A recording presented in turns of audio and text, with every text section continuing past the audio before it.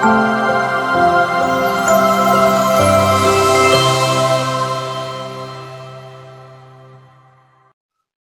இயேசு கிறிஸ்துவுக்குள் எனக்கு அருமையானவர்களே, நம் ஆண்டவர் இயேசு கிறிஸ்து நாமத்தினால் உங்கள் அனைவரையும் வாழ்த்தி வரவேற்கிறேன். பிரியமானவர்களே, நீங்கள் கேட்கின்ற பொழுது எல்லாவற்றையும் நம்பிக்கையோடு கேளுங்கள். நம்பிக்கையோடு கேட்கின்ற நீங்கள் பெற்றுக்கொள்வீர்கள் என்ற கடவுளுடைய வார்த்தையை நமதாக்கி கொண்டு இன்றைய வார்த்தை பகிர்வு நிகழ்வுக்குள் நாம் செல்லலாம். பிரியமானவர்களே, இன்று தாயாம் திருச்சபை புனித லூர்து அன்னையினுடைய பெருவிழாவை கொண்டாட நமக்கு அழைப்பு விடுக்கிறது. 1858 பிப்ரவரி மாதம் 11, அதாவது இன்று அன்னை மரியா பெர்னதத்திற்கு பிரனிஸ் என்ற மலையிலே உள்ள மசவேல் என்ற குகையிலே காட்சியளிக்கிறார். ஒரு முறை அல்ல, இருமுறை அல்ல, ஏறத்தாழ 18 முறை அன்னை தன்னை மீண்டும் மீண்டும் மீண்டுமாக காட்சியாக அந்த குழந்தையிடம் காட்டுகிறார். 14 வயதே நிரம்பிய அந்த குழந்தை, அந்த பெண்மணி, அந்த பெண் பிள்ளை ஆடு மேய்த்து கொண்டிருந்த பொழுது அன்னை மரியாள் அவருக்கு தன்னை காட்சியாக கொடுக்கிறார். தன்னை வெள்ளை நிறை ஆடை அணிந்தவளாக, நீல கலர் இடைக்கச்சி அணிந்தவராக காட்சி கொடுக்கிறார்.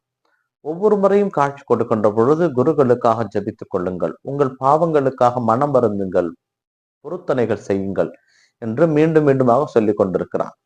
ஏறத்தாழ 14வது முறை ஊர் மக்கள் எல்லாம் ஒன்று கூடி இருக்கின்ற பொழுது மீண்டுமாக அன்னை மரியா காட்சி கொடுக்கிறார். அப்பொழுது பெர்னதத்திடம் அவருடைய பெயர் என்ன என்று கேள் என்று சுற்றி இருந்தவர்கள் சொன்னதை கேட்டு அவர் கேட்ட பொழுது அன்னை மரியா தன்னை நாமே அமலவுற்பவம் என்று தன்னுடைய பெயரை பிரகடனம் செய்கிறார். பிரியமானவர்களே, இதை கேட்ட அனைவரும் ஆரவாரம் செய்து கரங்களை தட்டி ஆண்டவருக்கு நன்றி சொல்லுகிறார்கள். ஏனென்றால் 1854 தான் திருத்தந்தை அன்னை மரியா அமலவுற்பவள் என்கின்ற ஒரு பிரகடனத்தை அறிவிக்கிறார்.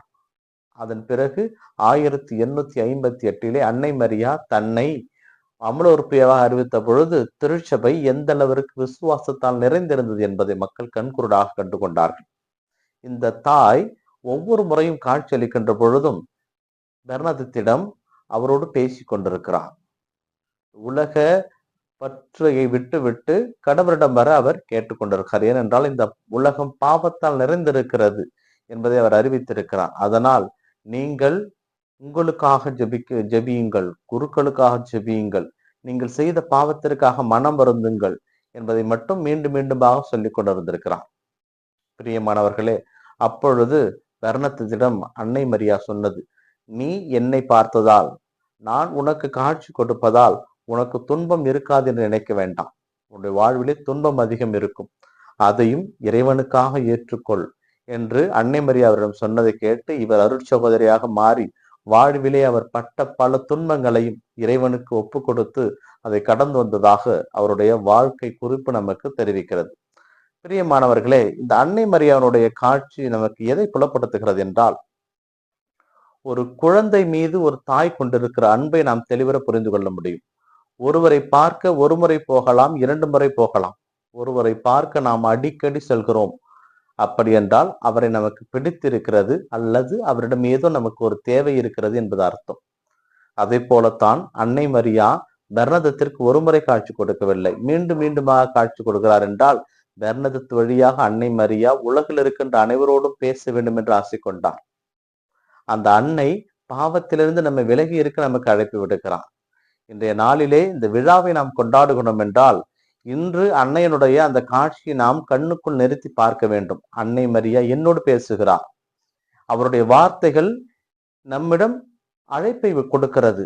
யாரோ ஒருவர் சொல்லுகிறார், அன்னை மரியா உங்களை பாவத்தை விட்டு வர சொல்லுகிறார். அப்படி என்றால் அது அன்னை மரியா தான் சொல்லுகிறார் என்பதை நாம் மனதில் கொள்ள வேண்டும். ஏனென்றால் செய்தி என்னவோ அன்னை மரியாவோடது, சொல்வது இன்னொருடையது. அவர் எங்கே இருந்து அந்த வார்த்தையை பெற்றுக்கொண்டார்? அன்னை மரியாவிடமிருந்து அந்த வார்த்தையை பெற்றுக்கொண்டார்.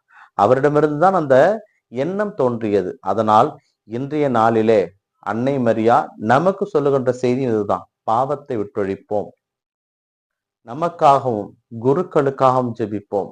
ஏனென்றால் குருக்கள் இறைவனை திருப்பலியிலே நாம் காண்பதற்கு, இறைவனோடு திருவுணவிலே நாம் இணைவதற்கு உதவி செய்கிறார்கள். அப்படிப்பட்ட அந்த குருக்களும் பாவத்தில் விழுந்து விடாதபடிக்கு அவர்களுக்காக நாம் ஜெபிக்க கடமைப்பட்டிருக்கிறோம். ஏனென்றால் சாத்தானுடைய தொல்லை அதிகமாக இந்த உலகிலே பரவி கொண்டிருக்கிறது.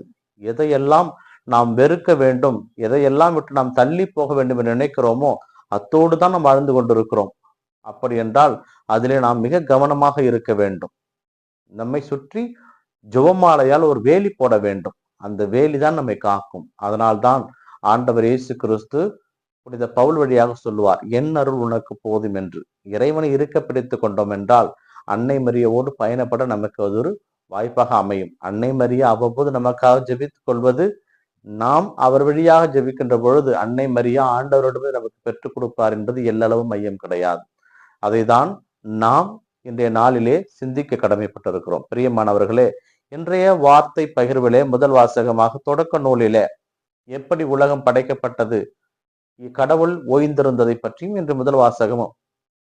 நற்செய்தி வாசகத்திலே இயேசு கிறிஸ்துனுடைய சீடர்கள் கைகளை கழுவாமல் உண்ணதால் தீட்டுப்பட்ட கையால் அவர்கள் உண்டு விட்டார்கள், மரபை மீறிவிட்டார்கள் என்று பரிசேயர்களும் சதுசேயர்களும் இயேசுவிடம் பேசுகின்ற பொழுது இயேசு அவர்களுக்கு தகுந்த பதிலரை கொடுக்கிறார்.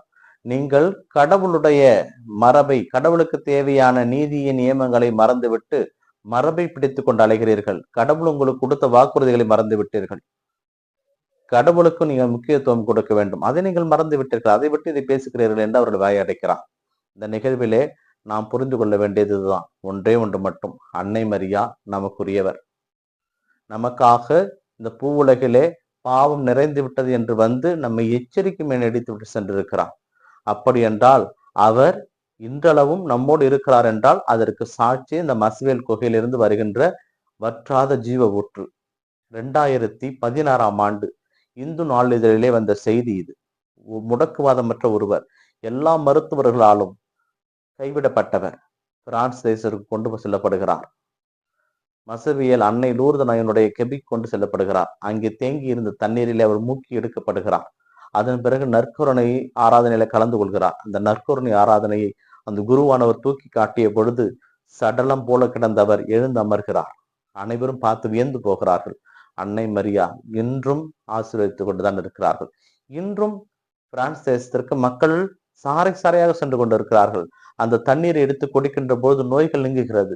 அந்த தண்ணீரை வீட்டுக்கு கொண்டு வந்து வீடு முழுவதும் தெளிக்கின்ற போது பாதுகாக்கப்படுகிறது வீடு. உடல்நலமற்ற மீது அந்த தண்ணீரை தெளிக்கின்ற போது குணமடைகிறார்கள். இன்றும் இந்த அற்புதங்களும் அதிசயங்கள் நடந்து கொண்டுதான் இருக்கிறது. அப்படி என்றால் அந்த அதிசயத்திலும் அற்புதத்திலும் நாம் பங்கு கொள்ள வேண்டும் என்றால் நம்ப வேண்டும். அன்னை மரியா நமக்காக வாழ்ந்து கொண்டிருக்கார் என்பதை நம்ப வேண்டும். அப்படி நாம் நம்பினோம் என்றால் அந்த அன்னை மரியா தொடர்ந்து நமக்காக இறைவனிடம் பரிந்து பேசுவார். இறைவனும் நம்மை அவருடைய சிறைக நிலையில் வைத்து பாதுகாப்பார். பிரியமானவர்களே, அன்னை மரியாவினுடைய காட்சி கொடுத்த நாளான என்று அவருடைய நாமத்தை தாங்கி இருக்கின்ற நபர்களுக்காகவும் நிறுவனங்களுக்காகவும் நமது வாழ்த்துக்களை தெரிவித்துக் கொள்வோம். இந்த நாள் உங்களுக்கு இனிய நாளாகவே அமையட்டும். இறைவன் இயேசு என்றென்று வாழ்த்து பெறுவாராக. ஆமேன்.